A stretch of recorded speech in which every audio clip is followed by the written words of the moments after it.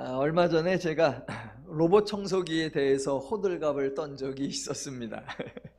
첨단 기기에 앞서가야 하는데 겨우겨우 따라가는 처지이라 남들이 다 가지고 있는 청소기를 뒤늦게 구입하고는 너무나 좋다고 자랑을 해댔었습니다. 오늘도 예배당이 깨끗한 것은 로봇 청소기가 수고해 준 덕분입니다. 우리 애써주시는 로봇 청소기님께 감사를 드립니다. 지난 월요일에는 또 다른 첨단 기술을 경험했습니다. 제가 월요일에 주로 산에 가는데 함께 가는 일행 목사님 중에 한 분이 새로 차를 구입하셨는데 하이브리드 풀 옵션 스타리아 7인승 아주 좋은 차를 구입하셨습니다. 물론 등산 전용으로 구입한 것은 아니지만 등산 갈 때 그 차를 타고 가니까 한 5명 정도가 늘 같이 가니까 7인승으로 아주 여유롭게 편안하게 이동을 하게 되었습니다. 월요일에 월드컵 경기장 앞에서 만나가지고 이제 산을 가는데 갈 때에는 주로 그 차 주인 되시는 목사님이 운전을 해서 가십니다. 그리고서 산행을 다 하고 내려오면 대부분 피곤해들 하시니까 돌아올 때에는 그 목사님들 중에 가장 체력이 좋고 가장 영역이 뛰어난 제가 운전을 합니다. 지난주에 올 때 그 차를 운전하는데 새 차이고 특별한 기능이 많아가지고 좀 익숙하지가 않았습니다. 그 기능 중에 하나, 크루즈 기능이라는 게 있습니다. 차주께서 이렇게 하라 저렇게 하라 라고 하니까 크루즈 기능이 작동을 하는데 크루즈 기능이 자기 혼자 갑니다. 속도를 어느 정도에 맞춰서 해놓으면은 고속도로 가다가 예를 들어 속도 제한 구역 그러면 자기가 알아서 속도를 줄입니다. 그리고 그 구간을 지나면 자기가 알아서 속도를 또 빨리 가게 합니다. 또 그렇게 가는데 다른 차가 끼어들어서 조금 위험해지면 자기가 알아서 속도를 또 줄입니다. 그래서 아주 수월해요. 또 가다가 혹시라도 제가 딴전 피다가 차선을 이동할 것 같으면 띵동띵동 거리면서 차선을 똑바로 보라고 아주 주의를 주기도 합니다. 제가 처음 그 기능을 한번 써보니까 아주 신기했습니다. 원래 운전할 때는 운전대 꽉 잡고 빨리 갈 때는 악셀 세게 밟고 위험하면 브레이크 급하게 밟고 집중해서 가는 게 정상인데 크루즈 켜놓고 가니까 그저 손만 이렇게 대고 있으면 지가 알아서 다 해요. 와, 너무 편하더라고요. 근데 그날은 제가 처음으로 그 기능을 써보는 날이에요. 그래서 하라는 대로 해가지고 작동을 해서 갈 때는 좋았어요. 한참 가다 보니까 다른 차 하나가 이렇게 들어옵니다. 원래는 그냥 기다리면 돼요. 그게 들어오면 크루즈가 알아서 차간 거리를 조정해 줍니다. 저는 아직 익숙하지 않으니까 한 대가 쑥 들어오니까 제가 얼른 브레이크를 밟아버렸죠. 그 크루즈 기능은 브레이크를 밟는 순간 기능이 해제가 돼버려요. 그래갖고 원래대로 해야 돼요. 자, 지금부터 중요한 겁니다. 그렇게 제가 크루즈 기능을 몰라서 브레이크를 확 밟아버리니까 기능이 해제된 걸 그걸 보고 그 차에 계시는 또 다른 목사님이 그분은 크루즈 차를 갖고 계셔서 크루즈에 익숙하신 분이에요. 그분이 저에게 한마디를 하십니다. 이렇게 하셨어요. 곽 목사님, 이것으로 이번 주에 설교를 좀 해봐요. 크루즈 기능을 믿어야 돼. 앞차의 거리가 가까워져서 위험할 것 같아서 브레이크를 갖지만 크루즈가 알아서 할 건데 크루즈를 믿지 않아서 본인이 운전을 힘들게 하는 거예요. 그것처럼 하나님을 절대적으로 믿어야 한다고. 하나님을 믿지 않으면 내가 수고해야 되고 내가 힘들어진다고.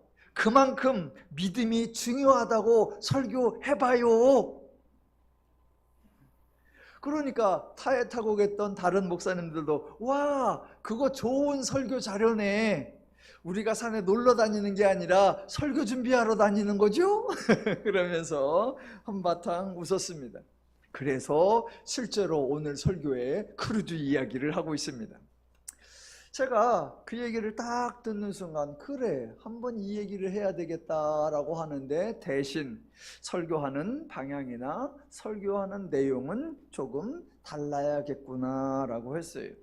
왜냐하면 기독교에서 말하는 믿음은 늘 말씀드리는 것처럼 차원이 다르고 방향이 다르고 구조이 다르고 순서가 다르고 패턴이 다릅니다. 믿음이라고 하면 사람이 얼마나 확실하게 믿는가, 당사자가 얼마나 굳건하게 신뢰하는가, 본인이 얼마나 철저하게 확신하는가, 인간이 의심 없이, 인간이 흔들림 없이 견고하게 의지하는가, 그거를 강조합니다. 모든 게 사람에게 달려 있다라는 거예요. 그래서 언제나 사람을 다그치죠. 사람에게 요구하는 것이고 사람에게 묻는 것이고 사람을 닥달하는 거예요. 네가 믿느냐? 네가 믿어야 돼. 네가 분명하게 해야 돼. 왜? 믿음이 그 사람이 믿느냐 안 믿느냐 그게 중요하다고 생각하기 때문이, 그게 전형적인 세상의 방식, 그게 전형적인 사람들의 패턴이. 같이 차에 탔던 목사님이 저에게 지적을 하셨죠. 곽 목사님이 크루즈 기능을 믿지 못했다. 내가 믿음이 없었다. 그러니까 곽 목사님이 크루즈 기능을 믿어야 한다라고 강조하신 거예요. 기독교의 패턴은 조금 차원이 다릅니다. 세상에서 높은 자가 있고 센 자가 있고 강자가 있고 아는 자가 있고 지도자가 있다라고 하면은 약간의 도움은 줄 수 있죠. 충고를 할 수도 있고 덕담을 해줄 수도 있고 조금 중요한 고급 정보를 줄 수도 있습니다. 그런 걸 조금 알려주는 역할을 하는 거예요. 마치 비법이라도 되는 양, 비장의 노하우라도 되는 양, 성공으로 가는 문을 살짝 열어주는 것처럼 최소한의 도움을 주고, 그리고서 하는 말, 내 역할은 여기까지다. 사실은 이것도 대단한 것이다. 나니까 너에게 이거라도 알려주는 거야. 이제부터 모든 것은 너 하기에 달렸다 라고 말합니다. 세상에서는 이게 최상이에요. 세상에서는 더 이상이 없어요. 어느 누구도 상대방을 향해 결정적 역할을 하지 않습니다. 상대방을 책임진다는 개념은 존재하지 않습니다. 세상에서는 먼저 알아서 상대를 배려해주고 먼저 알아서 상대를 위한 역할을 해주고 먼저 알아서 상대를 위한 책임을 감당한다, 그런 경우는 없습니다. 그래서 세상에서는 은혜라는 개념이 존재하지 않는 거예요.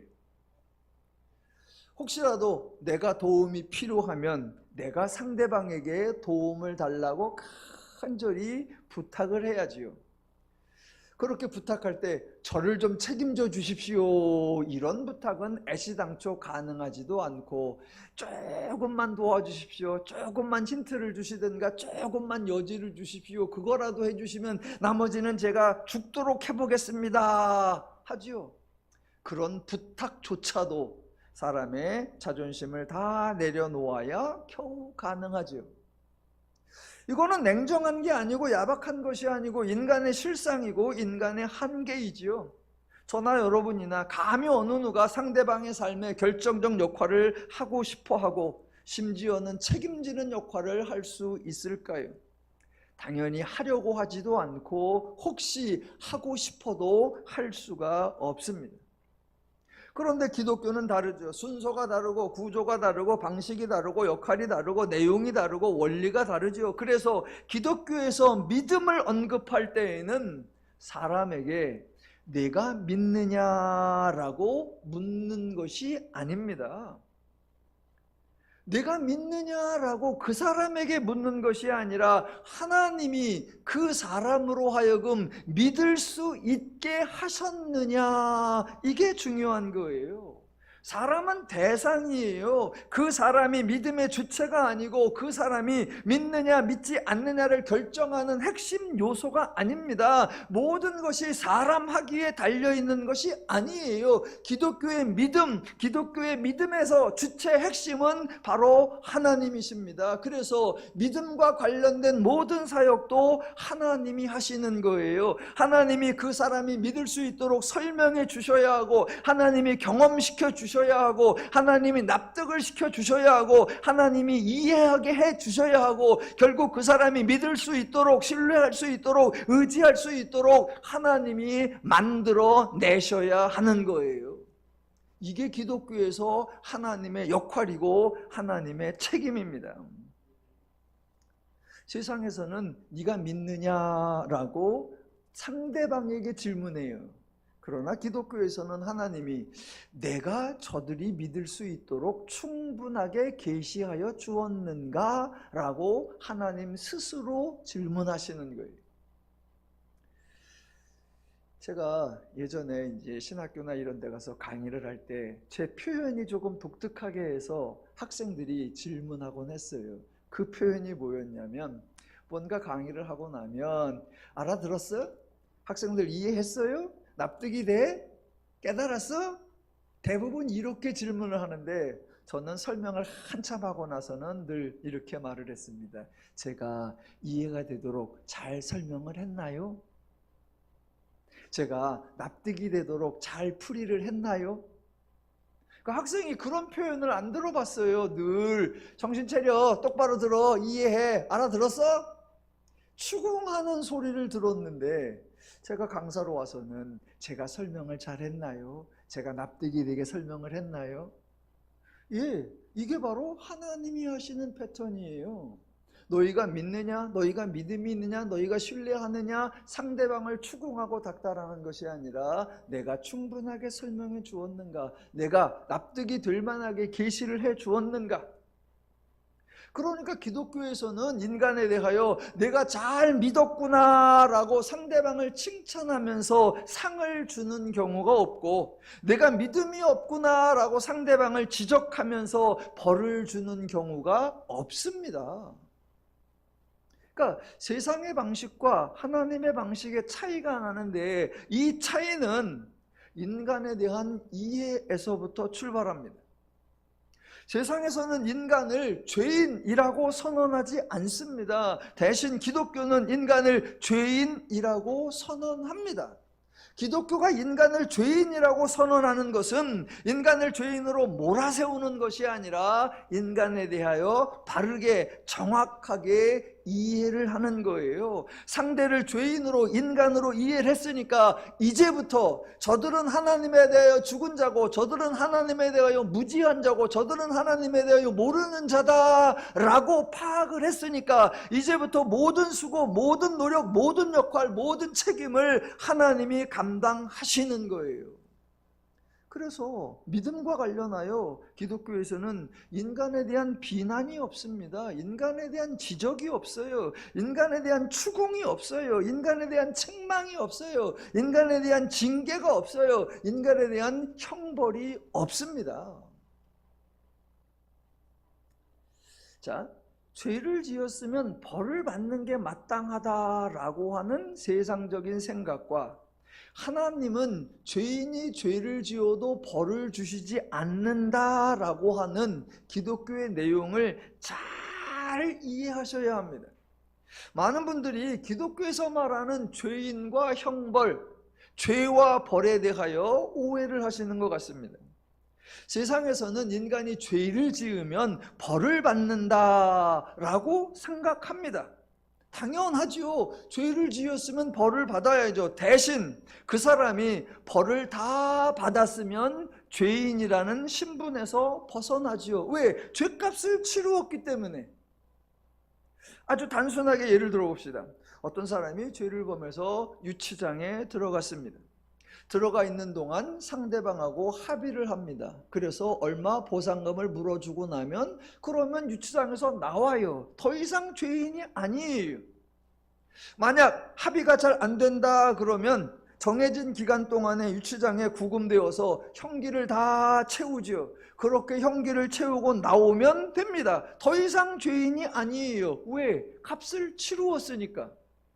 그렇게 죄값을 치르고 나온 사람, 굳이 표현을 하자면 전과자, 즉 전에 죄를 지었던 사람, 다른 말로 하면 지금은 죄인이 아니다라는 거예요. 이게 세상의 방식이에요. 그런데 기독교에서는 인간이 죄를 지어 죄인이 되었습니다. 따로 벌금을 낸 것이 아니고 그렇다고 유치장에 들어간 것이 아니고 존재 자체가 죄인으로 바뀌어 버린 거예요. 죄인이 된 것 자체가 하나님이 내린 벌이 아니라 죄의 결과이지만 세상의 기준으로 보면 그게 벌입니다. 일정 금액을 내고 죄인에서 풀려나는 것 아니고, 일정 기간 구금되어 있어서 죄인으로 풀려나는 것 아니고, 일정한 사회 봉사활동이나 법이 정하는 일을 행한다고 죄인에서 풀려나는 게 아니에요. 존재가 죄인이 되어 버렸어요. 그 죄인의 존재, 그 죄인의 실체, 그 죄인의 상황을 정확하게 설명해 주는 게 창세기 6장 5절. 한 1000번쯤 읽었을 텐데 1001번째 읽어볼게요. 사람의 죄악이 세상에 가득함과 그의 마음으로 생각하는 모든 것이 항상 악할 뿐임을. 창세기 8장 21절에도 나옵니다. 사람의 마음이 계획하는 바가 어려서부터 악함이라. 예, 이런 존재가 되어 버린 거예요. 세상에서는 존재가 바뀌었다고 말하지 않으니까 죄를 지면 벌을 주는 거예요. 세상에서는 그의 마음으로 생각하는 모든 계획이 항상 악하다라고 말하지 않으니까 죄를 지으면 책망을 하고 징계를 하는 겁니다. 왜? 죄인이라 안 할 수가 없으니까. 그렇게 생각할 수밖에 없는 죄인, 그렇게 행동할 수밖에 없는 죄인이니까. 그런데 기독교는 존재가 바뀌었다고 말합니다. 사람의 마음이 계획하는 바가 어려서부터 항상 악하다고 말을 하잖아요. 그런 사람에게 너 왜 악을 행하느냐라고 추궁하는 거 의미가 없습니다. 너 왜 악한 행동을 하느냐라고 비난하는 거 아무 소용이 없습니다. 원래 그런 사람이야. 그래서 그런 생각을 하고 그래서 그런 행동을 하는데 그걸 어떻게 지적을 하고 그걸 어떻게 비난을 합니까? 지적을 한다고 달라지는 것이 아니고 벌을 준다고 바뀌는 것도 아닌데 지적과 벌이 무슨 의미, 무슨 가치, 무슨 소용이 있습니까? 그 기독교는 둘 중에 하나만 해야 돼요. 인간을 죄인이다 라고 선포하면 벌이라는 말을 하지 말아야 되고, 하나님이 벌을 주신다 라고 강조하고 싶으면 죄인이다 라는 선포를 하지 말아야 합니다. 더누림교회에서는 성경의 가르침을 따라 인간이 죄인이라고 선포하고 있습니다. 그래서 신앙과 관련된 모든 내용, 믿음과 관련된 모든 내용, 하나님과 관련된 모든 사역은 전적으로 하나님이 주관하고 하나님이 사역하고 하나님이 책임지십니다 라고 선포하는 거예요. 하나님이 죄인에게 믿음을 주셔야 하고 하나님이 죄인이 믿을 수 있도록, 하나님을 신뢰할 수 있도록, 하나님을 의지할 수 있도록 하나님이 수고해서 하나님이 믿음을 만들어 내셔야 합니다. 그래서 성경은 누구 얘기를 한다? 하나님 얘기를 하는 거예요. 하나님이 하신 일을 이야기하고 하나님이 하시는 일을 이야기하고 하나님이 하실 일을 이야기하고 하나님이 수고하고 하나님이 역사에서 만들어내고 이루어내고 성취해내고 완성하신 그 결과를 우리에게 베풀어 주신다라고 기쁜 소식, 복음을 전하는 거예요. 성경이 그렇게 하는 것처럼 저도 그렇게 선포하는 거예요. 하나님이 하셨던 일, 지금도 하나님이 하시고 계시는 일, 앞으로도 하나님이 하실 일, 하나님이 우리에게 기쁜 소식, 복음을 전하는 그 내용을 또 설명하고 또 설명하고 또 전달하고 또 전달하는 거예요. 하나님이 언제까지 하신다? 우리가 믿음이 강성해질 때까지. 더누림교회가 언제까지 이거를 선포한다? 성도님들이 하나님을 알고 하나님의 은혜를 알고 하나님의 원리를 알아서 실천하여 풍성하게 누릴 때까지. 여러분은 하나님을 아시게 될 것이고 여러분은 하나님의 은혜와 복록을 누리게 되시고야 말 것인 줄로 믿습니다. 예. 기독교는 사람에게 왜 믿지 않느냐라고 묻는 것이 아니에요. 도리어 기독교는 인간이 하나님 앞에 큰 소리치고 인간이 하나님 앞에 따질 수 있는 종교예요. 하나님이 너 왜 안 믿어? 라고 묻는 게 아니라 인간이 하나님을 향하여 도대체 어떻게 믿으라는 거예요? 이게 믿어집니까? 라고 인간이 따질 수 있는 거예요. 실제로 복음서에 보면 예수님께서 사역을 하시고 예수님께서 설교를 하시니까 사람들이 와서 예수님에게 요구한 게 있어요. 우리에게 표적을 보여달라라고 합니다. 여러분, 이 요구가 무례한 요구가 아니라 이 요구가 당연한 거예요. 죄인들이 하나님을 믿을 수 있도록 보여달라, 알려달라, 가르쳐달라, 입증해달라, 당연하죠. 그때 예수님은 어떻게 하셨습니까? 표적 보여주는 거 싫어, 안 보여줘. 대신 니들이 나에게 믿음을 보여줘봐. 그렇게 요구하지 않았습니다. 너희가 감히 하나님을 시험하려고 하느냐? 라고 책망하고 벌을 주지 않으셨습니다. 사람들이 표적을 요구했을 때 예수님이 보이신 반응이 크게 세 가지예요.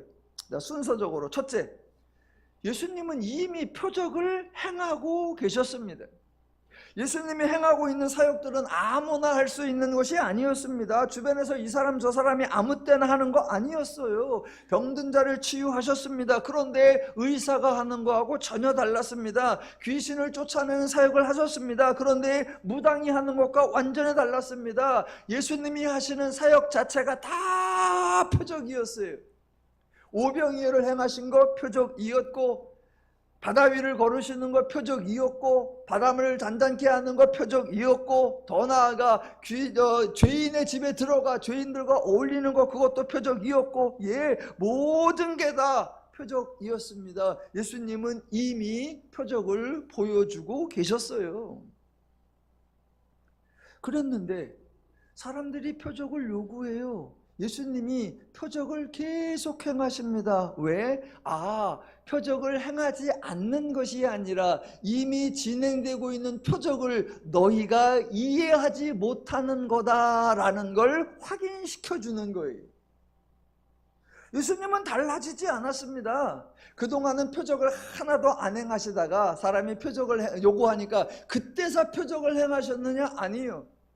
그전에는 표적을 잘 행하시다가 사람들이 요구하니까 그 순간부터 표적을 중단하셨느냐? 아니요. 원래부터 표적을 행하셨고 사람들이 요구해도 똑같은 표적을 계속 행하셨어요. 예수님이 안 보여줘서 사람들이 못 봐서 못 믿은 게 아니라 예수님은 보여주셨고 사람들은 보고 경험했어요. 그런데 그들이 이해하지 못한 거예요. 표적을 보였느냐 안 보였느냐의 문제가 아니라 너희가 이해하지 못하는 거다라는 걸 확인시켜 주신 거예요. 그래서 세 번째, 예수님은 저들이 요구하는 것을 들어주는 정도가 아니라 저들이 요구조차 할 수 없었던까지 더 풍성히 들어주신 것, 그게 바로 십자가와 부활 사역이었어요. 왜? 보여달라고? 보여주면 알 것 같아? 지금도 이미 표적인데 너희는 보고도 못 믿어. 그러니까 너희 존재가 새로워지지 않는 한, 너희가 죄로부터 구원받지 않는 한 아무리 보여줘도 너희는 이해할 수 없어. 그러니까 지금도 표적을 보여주고 있지만 십자가와 부활 사건을 통하여 너희를 새로운 성도가 되게 할 거고, 그때가 되면 너희가 이 모든 표적을 이해하게 될 거다라고 예수님이 행하신 거예요. 기독교는 이렇게 하는 거예요. 하나님이 이렇게 하는 거예요. 기독교의 하나님은 언제나 인간에게 과분하게 베풀어 주시는 분, 은혜를 풍성하게 베풀어 주시는 좋으신 하나님이십니다. 인간은 정작 구해야 할 것을 구하지 못해요. 왜? 자신이 죄인이라는 걸 알지 못하니까 죄로부터 벗어나게 해달라라는 걸 구하지 않아요. 대신 그것을 알고 계시는 분이 하나님이에요. 하나님이 알고 계시니까 하나님이 해결해 주시는 거예요. 더누림교회 모든 성도님들께서 하나님을 풍성히 아시고 하나님의 은혜를 풍성히 누리는 복된 삶이 되시기를 주님의 이름으로 축원합니다. 자, 오늘 본문이 홍수 사건이 시작되는 지점입니다. 홍수 사건을 어떻게 설명을 할까? 아주 단순하게 하려면 여러분, 인간이 죄를 지어서 하나님이 홍수로 인간을 쓸어버리셨습니다. 죄 지으면 하나님 앞에 천벌받습니다 라고 끝나면 돼요. 많은 분들이 그렇게 하십니다.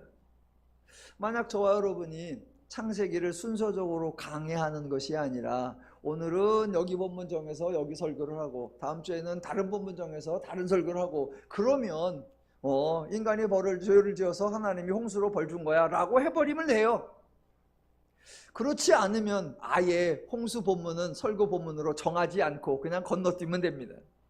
그런데 저와 여러분이 창세기 강해를 하면서 하나하나 풀어가고 있습니다. 그래서 오늘 홍수 사건을 어떻게 이해해야 하는지, 하나님이 책임지시는 관점이 어떻게 드러나는지 본문을 통해서 확인해 볼 거예요.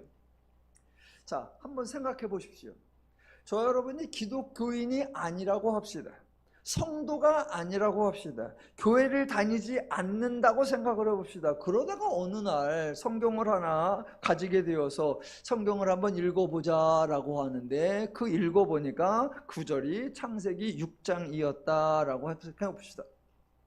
그죠? 평범한 사람이에요. 상식적으로 생각하고 상식적으로 행동하고 상식적으로 일상을 살아가는 그런 분이 어느 날 성경을 읽는데 창세기 6장이다 이렇게 읽어보니까 저절로 이해가 될까요?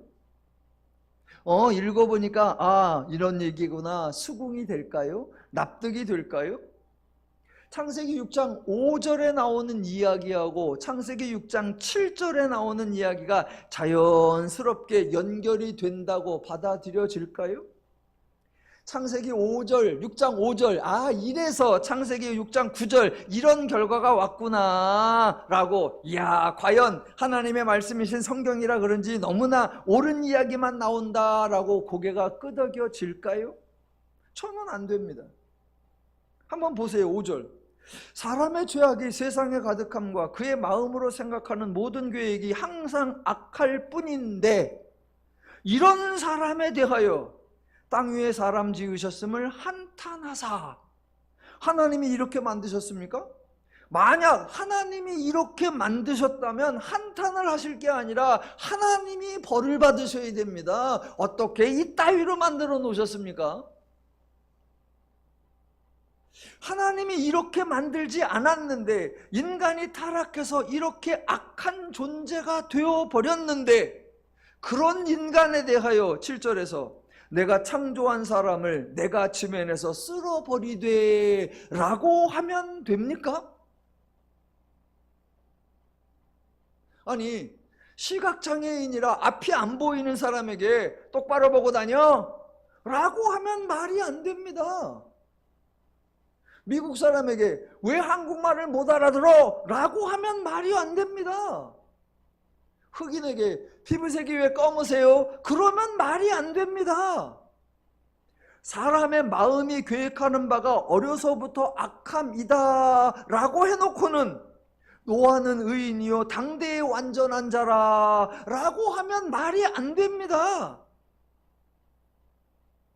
그 학생은 공부를 너무 못해. 그런데 수능에서 만점을 받았다 라고 하면 말이 안 됩니다.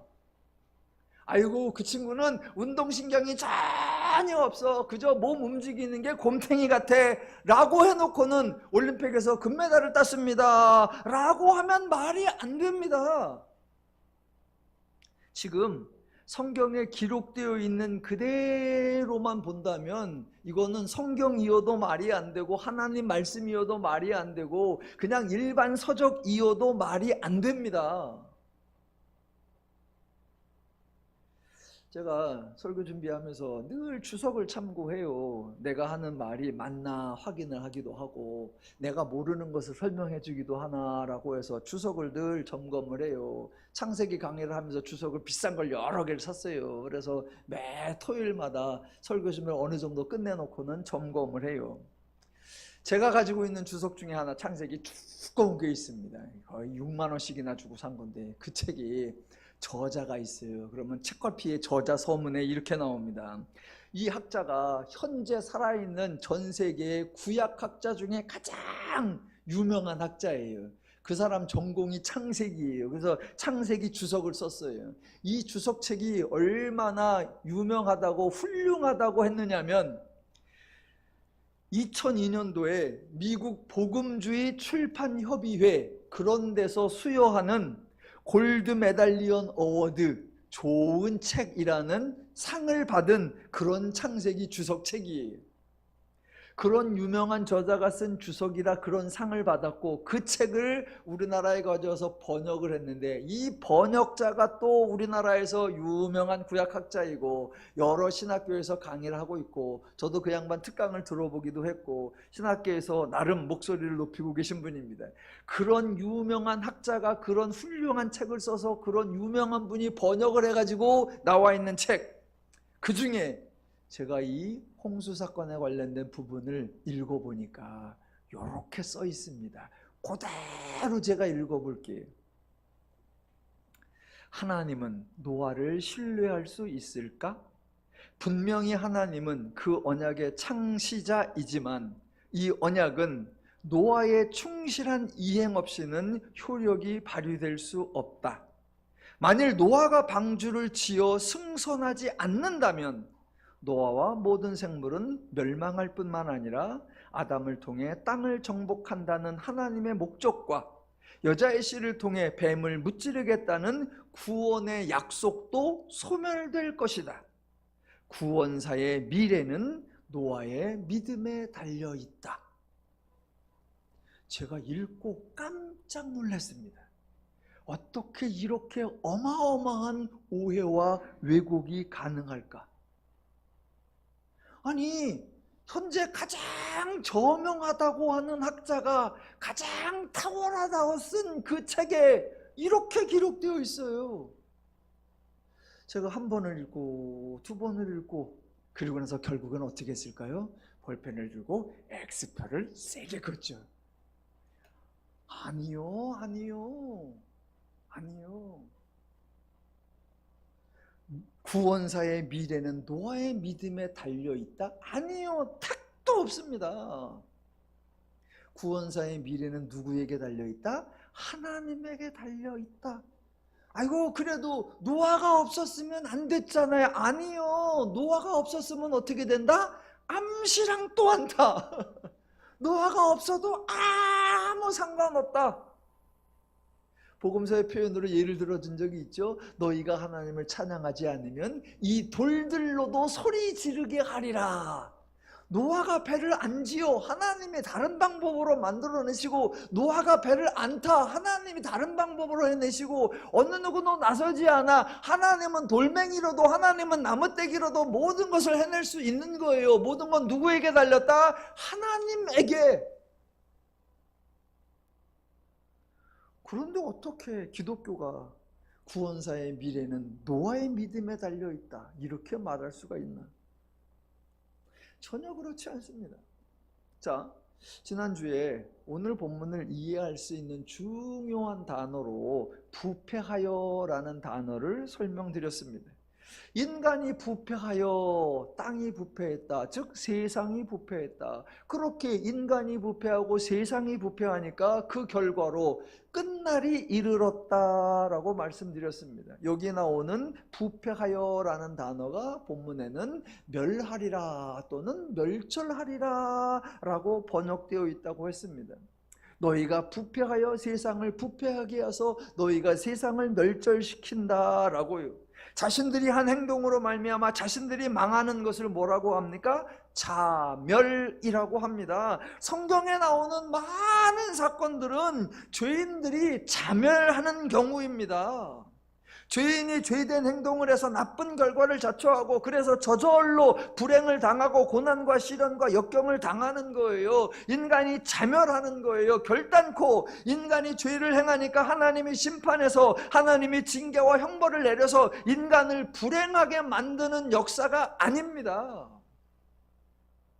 죄인 스스로 자멸하는 거예요. 그렇게 죄인이 자멸할 때 하나님은 구원의 손길을 펼쳐내시는 거예요.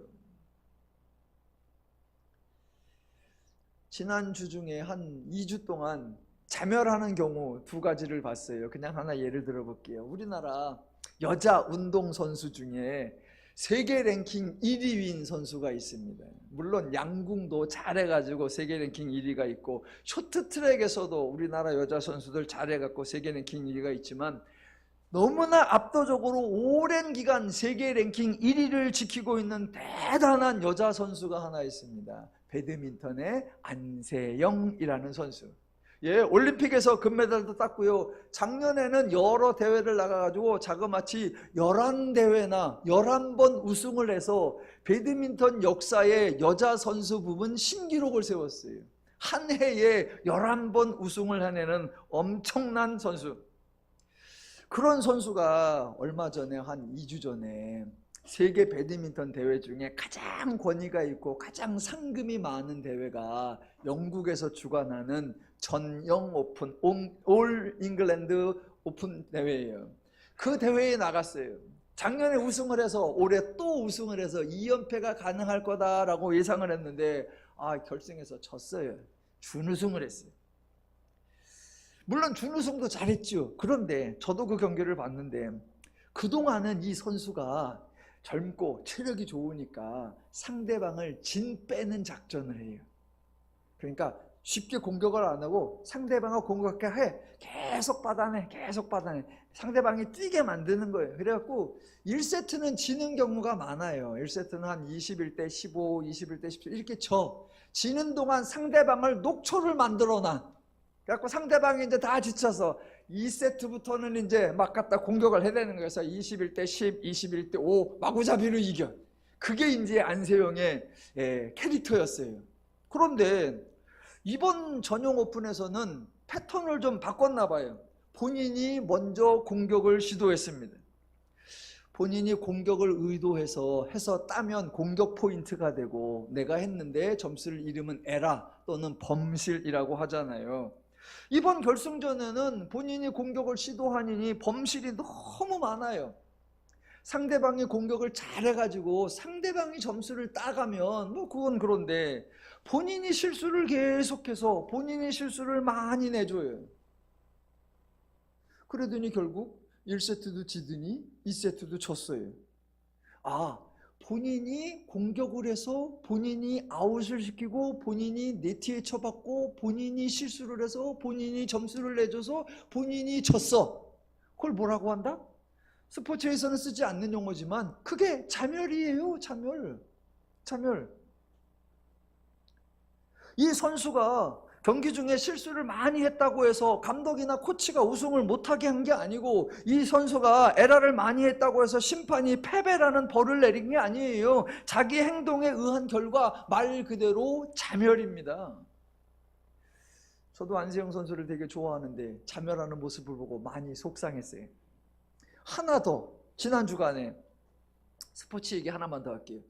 WBC 월드 베이스볼 클래식이라고 하고 야구 대회가 있었어요. 우리나라가 일본에서 예선전을 했는데 기적적으로 예선을 통과해가지고 전 세계를 타고 미국에 가서 이제 8강전을 했습니다. 상대는 우승 후보 도미니카 공화국이었습니다. 전문가들이 모두 도미니카가 압도적으로 승리할 거다. 왜? 수준 차이가 나요. 도미니카는 선수가 한 20명 중에 전부 다 메이저리그야. 그러니까 이거는 압도적으로 도미니카가 이길 거다 예상을 했는데 실제 경기를 하니까 10대 빵 7회 콜드게임을 당했습니다. 우리나라 투수는 나오는 투수마다 다 안타 맞고 볼넷 내주고 안타 맞고 볼넷 내주고 폭투하고 어떻게 해볼 수가 없어. 상대방이 치면 또 수비가 에러를 해. 상대방이 워낙 잘하니까 어쩔 수가 없어. 반대로 또 상대 투수가 나오면 우리 타자들이 하나도 못 쳐. 삼진. 그러니 경기가 원래 야구는 9회까지 하는데 7회에 10대 빵. 그래서 7회에 끝나요. 이 경기는 더 이상 해봐도 가능성이 없다. 그런 걸 콜드게임이라고 하는데, 그래서 10대 빵으로 7회 콜드게임으로 졌습니다. 상대방은 너무 잘하고 내 쪽에서는 어떻게 해볼 수가 없어. 그래서 하는 게 다 실수고 하는 게 다 에라야. 그래서 내가 졌어. 뭐라고 한다? 차멸. 그 모습을 인간의 모습으로 보여주는 게 창세기 6장이에요. 자, 창세기 6장에는 전혀 반대되는 내용이 2번 연달아 나옵니다. 2번 연달아. 자, 그 중에 하나가 여러 번 했던 거 5절과 7절이에요. 5절과 7절. 이 구절은 너무 많이 읽었지만, 그래서 아마 익숙하시겠지만 한 번 더 읽어볼게요. 5절. 자, 사람의 죄악이 세상에 가득함과 그의 마음으로 생각하는 모든 계획이 항상 악할 뿐임. 자, 요거하고 7절. 내가 창조한 사람을 내가 지면에서 쓸어버리되 사람으로부터 가축과 기는 것과 공중의 새까지 그리하리니. 자, 여러분, 5절과 7절이 자연스럽게 연결이 되는 겁니까? 많은 분들은 5절과 7절이 자연스럽게 연결이 된다고 생각해요. 5절에서 사람의 죄를 지었대. 그러니까 7절에서 하나님이 벌을 주신다잖아. 죄를 주니까 벌을 주는 거 당연하지 라고 생각하십니다. 아니요, 그러시면 안 됩니다. 5절과 7절은 내용이 전혀 맞지 않는 거예요.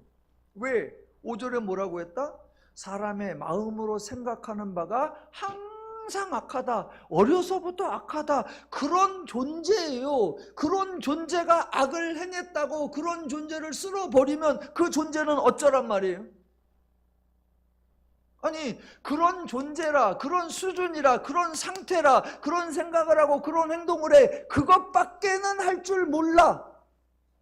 그런데 그거 행했다고 쓸어버려. 그럼 어쩌라고? 그러니까 5절에서 죄를 지니까 7절에서 하나님이 쓸어버려서, 아니요, 전혀 맞지가 않습니다. 또 하나가 13절부터 17절까지 나오는 단락하고 18절부터 21절까지 나오는 단락이에요. 자, 뉘앙스가 완전히 다릅니다. 먼저 앞단락 13절부터 읽어볼까요? 하나님이 노아에게 이르시되 모든 혈육 있는 자의 포악함이 땅에 가득하므로 그 끝날이 내 앞에 이르렀으니 내가 그들을 땅과 함께 멸하리라. 17절, 내가 홍수를 땅에 일으켜 무릇 생명의 기운이 있는 모든 육체를 천하에서 멸절하리니 땅에 있는 것들이 다 죽으리라. 아주 단호합니다. 이미 앞에서 6장 7절 내가 창조한 사람을 내가 지면에서 쓸어버리되 라고 하셨으니까 총 3번에 걸쳐 반복하셔서 타협의 여지가 없어 보입니다. 사용한 용어들이, 사용한 표현들이 모두 살벌하고 냉혹합니다. 쓸어버리되 멸절하리니 모두 죽으리라. 그런데 그 다음 단락을 보면 말씀이 달라지십니다. 18절. 그러나 너와는 내가 내 언약을 세우리니 너는 내 아들들과 내 아내와 내 며느리들과 함께 그 방주로 들어가고 혈육 있는 모든 생물을 너는 각기 암소 한 싹씩 방주로 이끌어들여 너와 함께 생명을 보존하게 하되 새가 그 종류대로 가축이 그 종류대로 땅에 기는 모든 것이 그 종류대로 각기 둘씩 내게로 나아오리니 그 생명을 보존하게 하라. 이러면 쓸어버리는 게 아니잖아요. 이러면 멸절하는 게 아니잖아요. 이러면 다 죽여버리는 게 아니잖아요. 지금 하나님은 멸절하고 하나님은 쓸어버리고 하나님은 다 죽이려고 하는데, 의인이요 완전한 사람인 노아가 하나님께 간곡하게 부탁해서 하나님이 예외를 두셔서 하나쯤은 남겨두겠다라고 하신 게 아니에요. 하나님은 쓸어버리려고 하는데 노아가 하나님을 막아선 것 아닙니다. 하나님은 모든 걸 멸절시켜버리려고 하는데 노아가 은밀하게 대책을 세워서 동물들을 빼돌려서 생명을 보존하게 한 거 아니에요. 죄인들은 자신들의 죄로 인해 자멸에 나아가고 있고, 하나님은 애초에 죄인들에게 형벌을 내릴 의도조차 없었고, 하나님은 죄인들에게 진멸할 생각, 계획 애초에 없었습니다. 없었어요. 자, 이 본문에서 앞으로 볼 홍수 사건에서 가장 중요한 게 뭐냐면, 하나님의 입장을 잘 보여주는 가장 중요한 표현이 6장 5절 맨 끝에 나오는 보시고입니다. 보시고. 가능하면 보시고의 밑줄 쫙, 설탕표, 당구표. 자, 하나님이 인간의 상황, 인간의 수준, 인간의 상태, 인간의 실상을 정확하게 보셨습니다. 하나님이 죄인들의 한계, 죄인들의 내용, 죄인들의 행동을 정확하게 아셨습니다. 그래서 그들의 끝날이 이르렀다는 것을 하나님이 분명하게 파악하셨습니다. 그러면 그 다음에 하나님이 무엇을 하셔야 합니까? 어차피 끝날이 다가왔는데 굳이 하나님이 나서서 멸절을 하셔야 합니까? 아니면 인간이 멸절되지 않도록 대비를 하시고 그들이 보존될 수 있도록 대책을 세우셔야 합니까? 당연히 후자입니다. 그래서 하나님의 입장에서 첫 번째가 5절에 나오는 보시고에 하나님이 죄인의 실상을 파악하신 거예요. 그리고 두 번째가 6절에 나오는 근심하시고, 즉 인간의 상태를 안타까워하시는 거예요. 그래서 세 번째가 7절 한탄하사, 즉 인간을 안위하기로, 인간을 위로하기로 마음 먹으신 거예요. 그래서 하나님이 구체적으로, 그래서 하나님이 실제적으로 하나님의 사역을 시작하는 것, 그게 8절에 나오는 하나님이 노아에게 은혜를 주신 거예요. 자, 오늘 본문을 이해할 수 있는 중요한 단어 하나 설명해 보겠습니다.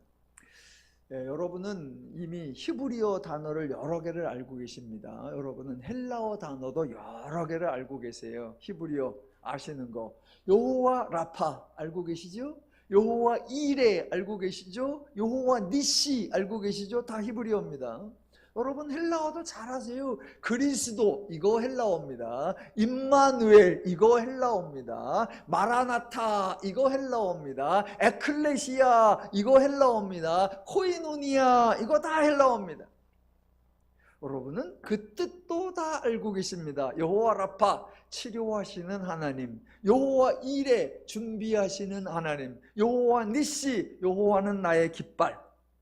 자, 그 중에 하나, 여호와 이레라고 하는 단어, 요게 창세기 22장에 나오는데요, 하나님이 아브라함에게 네 아들 이삭을 바치라 라고 말씀을 하셔서 아브라함이 이삭을 데리고 모리아산에 가서 바치려고 하니까 이삭이 보니까 양이 없어. 그래서 아버지에게, 아버지 양은 어디 있습니까? 그때 아브라함이 말하죠. 하나님이 준비하실 거야. 요 준비하다라는 단어가 이레예요. 그런데 그래서 이제 아브라함이 이삭을 바치려고 하니까 하나님이 스탑! 그리고 옆을 보니까 양이 하나 있어서 그 양을 잡아서 제사를 드렸다라고 나오죠. 그 사건 마지막에 창세기 22장 14절에 아브라함이 이렇게 말합니다. 아브라함이 그 땅 이름을 여호와 이레라 하였으므로 오늘날까지 사람들이 이르기를 여호와의 산에서 준비되리라 하더라.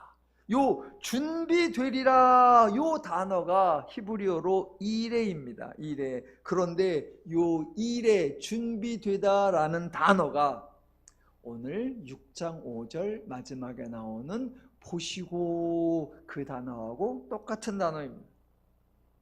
그러니까 이레라고 하는 단어의 원래 기본적인 뜻이 보다예요. 보다라는 의미에서 더 확장해서 무슨 뜻이 되는 거다? 준비하다라는 뜻도 되는 거예요. 여러분, 하나님이 보셨습니다. 죄인들의 실상, 죄인들의 실체, 죄인들의 한계를 보셨습니다. 하나님이 보신다는 건 단순히 구경하는 것이 아닙니다. 하나님이 보셨으면, 그래서 인간의 실상을 아셨으면 하나님이 대책을 세우시는 거예요. 하나님이 인간의 한계를 아셨으면 하나님은 문제를 해결하셔야 합니다. 그래서 하나님이 저들의 실상을 보시고라고 하는 말은, 그렇게 보셨기에 하나님이 준비하시고, 그렇게 보셨기에 하나님이 대책을 세우시고, 그렇게 보셨기에 하나님이 해결하신다라는 의미가 담겨 있는 거예요. 그래서 여호와 이레라고 하는 건 창세기 22장에 가서야 등장하는 게 아니라 이미 창세기 6장에서 너희가 생각하는 바가 어려서부터 악함이고 그래서 그 끝남이 일어났다는 것을 내가 보았다. 그래서 내가 너희를 구원하기 위한 대책을 시작하노라. 그 시작이 뭐다? 노아에게 은혜를 주시더라. 창세기 1장부터 오늘 보면 6장까지를 보면 성경의 이야기를 진행해 나가는 주체가 달라져요. 맨 처음에는 당연히 하나님이 모든 것을 시작하고 진행하시죠. 창세기 1, 2장 하나님이 말씀하시고 하나님이 창조하시고 하나님이 완성하시죠. 1, 2장에는 하나님의 말씀과 하나님의 행동이 나오지 인간의 행동이 안 나와요. 그러다 창세기 3장으로 넘어가면 주체가 바뀌어요. 이제부터는 인간이 행합니다. 인간이 선악을 알게 하는 나무 열매를 따먹고, 인간이 하나님을 피하여 숨고, 인간이 말도 많이 하고, 4장에 가서 인간이 인간을 죽이는 행동을 하고, 인간이 인간을 협박하는 강포를 행합니다. 그렇게 인간의 행동하는 결과가 5장에서 각 사람이 죽었다라고 나오고, 6장에서 모든 인간, 모든 생명 있는 것들의 끝날이 이르러 자멸한다라고 나옵니다. 1, 2장에서 하나님이 주체적으로 행했는데 3, 4, 5장에서 인간이 주체적으로 행하여 자멸하는 사건, 그러니까 6장부터는 다시 주체가 바뀌어서 하나님이 보시고 하나님이 준비하시고 하나님이 대책을 세우시고 하나님이 구원의 역사를 시작하시는 거예요. 그래서 홍수 사건에 노아가 진행자가 아니고 하나님이 진행자이고, 노아가 책임자가 아니고 하나님이 책임자이고, 노아가 구원자가 아니고 하나님이 구원자이십니다. 노아가 의롭고 완전한 것이 아니고, 노아가 방주를 구성한 것이 아니고, 노아가 동물들을 끌어모은 것이 아니고, 노아가 생명을 보존하려고 애쓰는 것이 아닙니다. 그래서 본문에는 노아의 생각, 노아의 계획, 노아의 행동에 대해서는 한마디도 언급하지 않습니다. 왜? 노아도 죄인으로서 죄인의 실체에 대하여 모르고, 노아도 죄인으로서 죄악에 관영하여 그 끝날이 이르렀다는 사실을 모릅니다. 그러니까 노아가 어떤 준비도 어떤 대책도 염두에 둔 것이 없습니다. 노아는 스스로 단 하나도 구상한 것이 없고, 노아는 자발적으로 단 하나도 시도한 것이 없습니다. 모든 것 누가 시작하신다? 하나님이. 모든 것 누가 진행하신다? 하나님이. 모든 것 누가 책임지신다? 하나님이. 그래서 하나님이 노아를 의롭게 여겨주시고, 하나님이 노아에게 방주를 만들게 하시고, 하나님이 노아에게 동물들이 나오게 하시고, 하나님이 노아를 통해 생명을 보존하게 하십니다. 하나님이 보신다. 노아가 잘하나 구경하는 게 아니고, 노아가 일을 맡게 하나 관찰하는 게 아니에요. 하나님이 노아를 보셨다. 하나님이 노아를 통해 인간 구원의 역사를 하나님이 진행하신다. 하나님이 책임하신다라는 거예요. 노아가 없었으면 어쩔 뻔했어. 암시랑 또 안 하다니까요. 우리는 노아 같은 인물이 있어야 돼. 지금 이 시대에도 노아 같은 신실한 자가 나와야 돼. 그런 말을 해야 되는 게 아니라, 하나님이 우리를 보고 계시고, 하나님이 우리의 기도를 들어주시고, 하나님이 우리와 함께 하시니 하나님이 우리를 행복하게 은혜를 더하실 것이다. 그 하나님을 신뢰하고 믿게 되는 것입니다. 기독교는 하나님이 일하시는 종교입니다. 기독교는 하나님이 좋은 것을 만들어내어 인간에게 행복이라는 선물을 주시는 거예요. 오늘 설교에 맨 처음으로 와볼까요? 제가 크루즈 기능을 잘 몰라서 브레이크를 밟아갖고 해제를 시키니까 저보러 크루즈 기능을 믿으라고, 크루즈 기능을 신뢰하라고, 본인이 믿음이 없어 그런 거라고 그렇게 말할 게 아니라, 크루즈 기능은 이렇게 작동하니까 라고 설명을 해줘야죠. 한번 써보라고. 그래서 차를 한 달간 저에게 줘야죠. 그래서 제가 한 달간 크루즈를 마음 놓고 써봐가지고, 크루즈가 믿을만 하구나, 크루즈가 신뢰할만 하구나, 이 정도면 크루즈 탈만 하구나 할 때까지 그 차를 나한테 줘야지. 우리 하나님은 그렇게 하시는 좋으신 하나님이십니다. 오늘도 예배의 자리에 와주셔서 감사하고 선포되는 복음을 잘 들어주셔서 감사합니다.